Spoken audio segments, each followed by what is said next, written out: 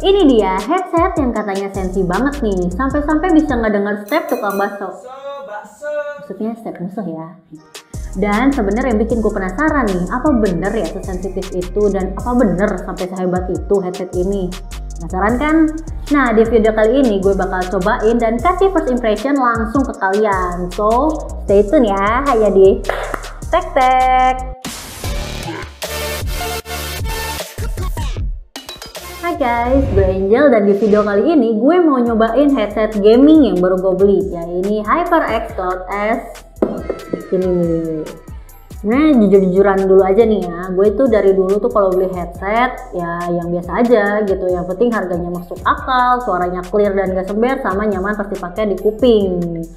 Nah, gue tuh sejujurnya belum pernah nih yang namanya punya headset gaming yang bener-bener proper buat main game. Dan kebetulan akhir-akhir ini gue lagi demen banget nih main game FPS, yang dimana mau nggak mau kan gue harus cari headset yang lebih proper lah ya, buat cari tahu musuh di mana gitu kan. Dan setelah gue cari tahu, browsing sana sini, dan akhirnya gue putusin buat nyobain si HyperX Cloud Alpha S ini, yang rumornya sih katanya sensitivitas suaranya sih oke banget. Jadi ya sekalian aja lah ya gue jadiin konten review untuk kali ini. Kalau dari kotaknya sih kelihatan kayak biasa aja ya, kayak ya bukan headset gaming gitu, tapi ya itu sekedar impression gue kalau dari segi kotaknya aja. Don't judge the book by its cover. Jadi langsung aja kita buka ya. Nih guys, dalamnya. Jadi pertama-tama emang udah pasti bakal ada headset ya. Karena kan kita beli headset. Nah, terus ini sebelah headsetnya tuh ada detachable mic-nya. Di dalamnya juga udah ada pouch-nya. Terus ada juga ini sound card-nya. Nih, yang ujungnya itu USB. Ada buku manual sama garansinya ya, dan ini kita dapat tambahan ear cuff-nya nih.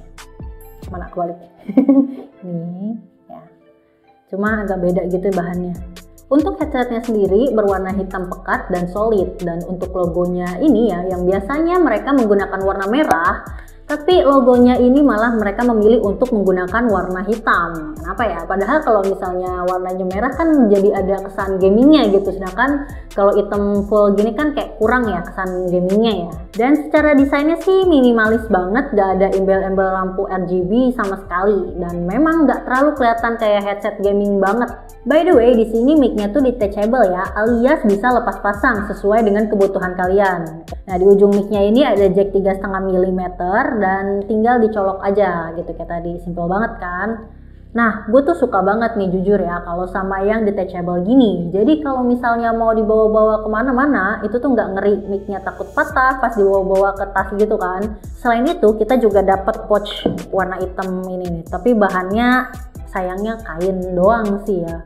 Oh iya, di sini juga kan tadi ada sound card-nya juga, dan ujungnya itu udah pakai USB. Jadi bisa jadi converter juga buat ke laptop gitu. Sini di bagian permukaannya ini ada 5 tombol, ada plus minus yang buat volume, logo konsol yang kayaknya buat mode game, logo chat yang mungkin buat mode voice chat, sama tombol 7.1 yang mungkin untuk surround sound-nya gitu kali ya. Dan yang terakhir di sisi kiri ada tombol mute. Untuk kabelnya sendiri udah pakai bahan yang braided, tapi bukan yang kaku gitu loh, jadi tetap lembut gitu dan lentur. Dan untuk panjang kabelnya sendiri di headset kurang lebih sekitar 1 meter, sedangkan di sound card-nya sekitar 2 meter. Oh iya guys, hampir kelupaan nih sama si ear cuff-nya nih. Kita dapat ear cuff-nya sepasang yang ini bahannya kain lembut gitu. Jadi kalau misalnya nih kalian ngerasa kurang nyaman sama yang bahannya kulit, kalian bisa ganti ke yang bahan kain.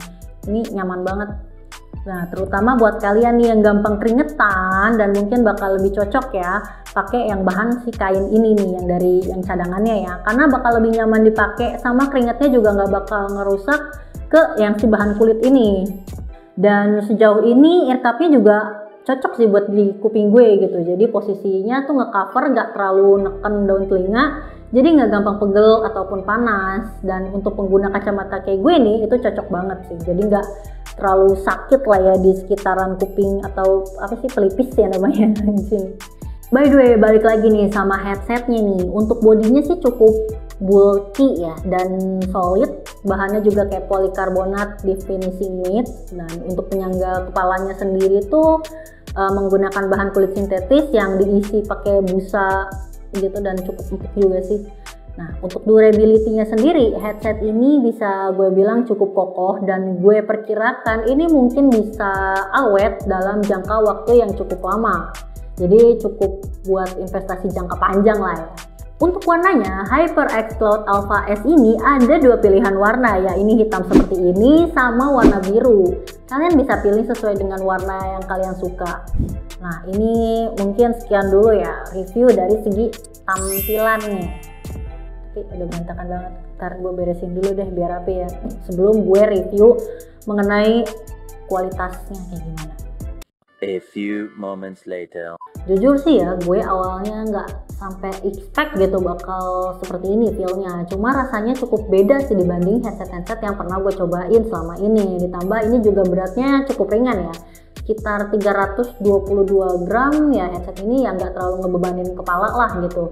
Dan cengkramannya juga cukup nyaman, nggak terlalu ngejepit kepala banget, tapi nggak bakal gampang lepas juga gitu. Biarpun headset ini di brandingnya buat kebutuhan nge-game, tapi buat dengerin podcast, musik, ataupun film ternyata cukup oke, meski nggak terlalu wow. Namun masih tetap nyaman dipakai kalau berjam-jam. Untuk gamingnya di sini gue bakal nyoba main Valorant karena gue pikir nyoba headset gaming itu harus sambil nyoba main game FPS atau game tembak-tembakan karena kalian kan harus denger tuh footstep dari segala arah. Apalagi HyperX ini punya fitur surround sound 7.1 yang jadinya suara posisi footstepnya itu bisa jauh lebih akurat lagi sampai suara langkah abang bakso. Abang bakso terus Jadi maksudnya tuh suara langkah musuh, jadi bisa lebih kedengeran gitu maksudnya. Aduh, emang udah lapar kali ya, jadi abang bakso terus. Oke, lanjut ya. Daya tangkap suara stepnya beneran luas banget loh. Dan surroundnya ini bener-bener dapet. Ketika ada musuh di belakang, ya suaranya beneran kerasa aja gitu ada di belakang gitu. Jadi gue bisa nyimpulin headset ini nggak cuma banyak dipakai streamer atau pro player buat gaya-gaya doang nih, tapi memang beneran cocok buat game kompetitif, bukan cuma gimmick aja. Oh iya nih, ada sedikit note ya, dan mungkin bisa dibilang kelemahannya ya.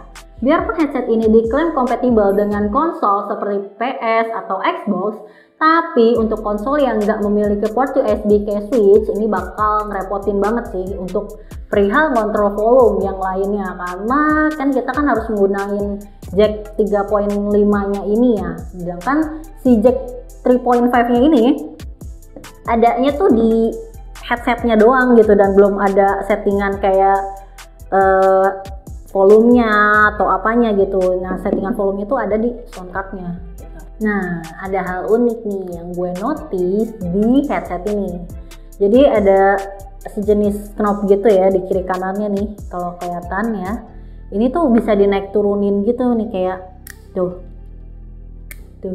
Awalnya sih gue kayak bingung ini tuh buat apa, dan ternyata ini fungsinya tuh buat ngatur tingkat kekuatan bassnya. Jadi modelnya tuh kayak ventilasi udara dan ada 3 tingkatan level. Bisa dibuka semua, buka setengah, ataupun ditutup semuanya. Ini benar-benar unik banget dan inovatif sih sejujurnya ya. Gue kaget sebenarnya ternyata fungsinya buat itu gitu. Oh iya guys, headset ini juga udah dilengkapi softwarenya sendiri loh. Jadi ya benar-benar kelihatan banget lah kalau headset ini benar-benar serius, dan di aplikasi HyperX-nya Unity ini kita bisa ngatur settingan headsetnya. Sayangnya ya, aplikasi ini hanya tersedia untuk Windows dan belum bisa untuk perangkat Apple OS X. Sekarang kita lanjut ke si soundcardnya yang ini. Soundcardnya ini ada beberapa tombol yang tadi gue udah jelasin nih ya di awal.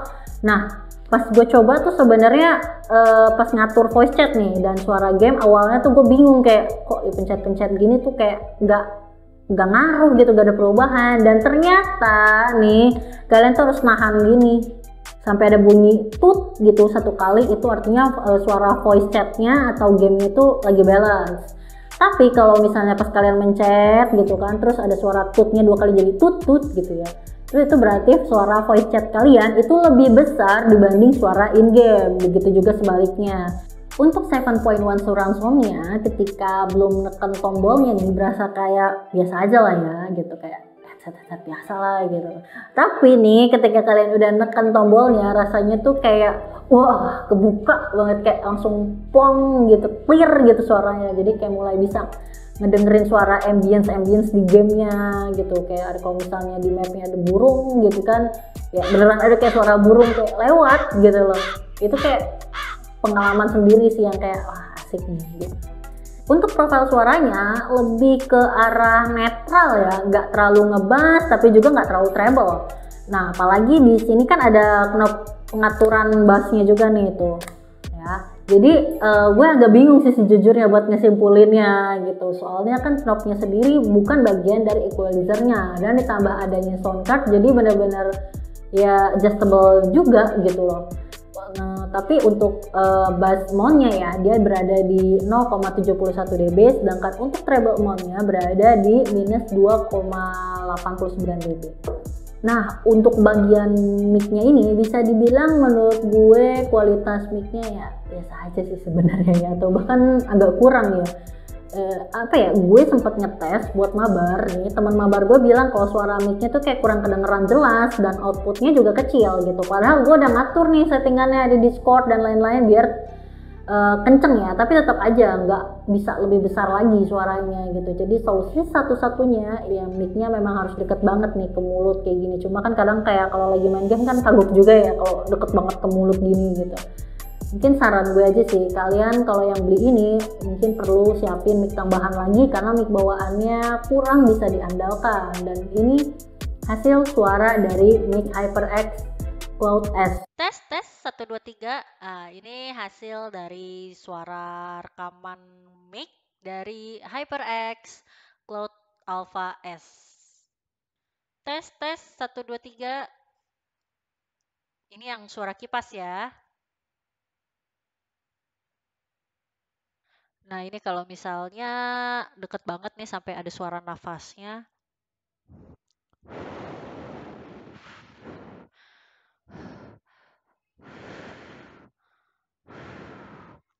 Nah, gimana menurut kalian kualitas dari mic HyperX Cloud Alpha S ini? Nah, kalian pasti bertanya-tanya, harganya berapa sih? Nah, untuk harganya di official store, headset HyperX Cloud Alpha S ini dibanderol dengan harga 1,4 juta untuk warna hitam, sedangkan untuk warna birunya dibanderol lebih mahal 100.000 di harga 1,5 juta rupiah. Tapi ya menurut gue ya dari segi harga ya udah cukup sepadan lah ya sama kualitas dan fitur yang kita dapetin ini. Kurangannya nih ada di bagian mikrofonnya sih yang cuma sekedar kayak yang penting ada aja gitu kan. Tapi karena bisa dicopot pasang juga mungkin memang udah disuruh sama HyperX-nya kali ya buat beli mic sendiri gitu kan. Soalnya yang gue tahu HyperX itu juga kan memang dia punya tuh mic condenser sendiri yang tentunya kualitasnya jauh lebih bagus daripada si mic yang ini. Tapi ya itu balik lagi sih ke pilihan kalian. Tapi overall menurut gue sih ya untuk headsetnya sendiri itu udah worth it banget sih. Oke guys, jadi cukup sekian review kali ini mengenai headset HyperX Cloud S ya. Thank you buat kalian semua yang udah nonton video ini sampai habis. Semoga bisa ngebantu kalian yang lagi butuh referensi dalam memilih headset gaming yang beneran bisa buat kompetitif dan tentunya berkualitas. Jangan lupa untuk follow sosial media kita yang lainnya buat dapetin review gadget lainnya. Kalau kalian suka sama video ini bisa kalian like dan share. Jangan lupa ya, jangan lupa nih. Oke, see you.